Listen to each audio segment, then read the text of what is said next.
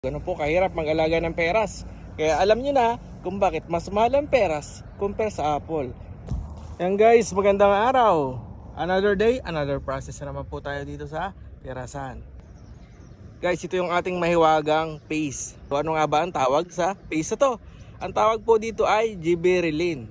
Sa Nihongo, gibberirin. Para siyang paste na parang grease. Ilalagay siya sa pinaka gilid ng or pinakatangkay ng bunga. Tara, samahan nyo ako at gawin na natin.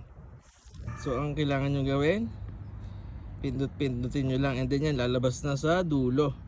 So sa dulo may ngipin siya guys. Sa gitna yan, dyan nyo ilalagay yung pinakatangkay. Papakita ko sa inyo.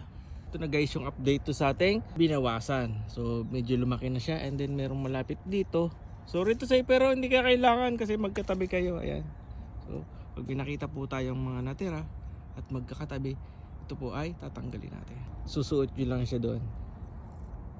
Sinuot sa gitna, and then yan, may lalabas na paste. Yung paste na yan po yung hanggang sa mag-harvest na.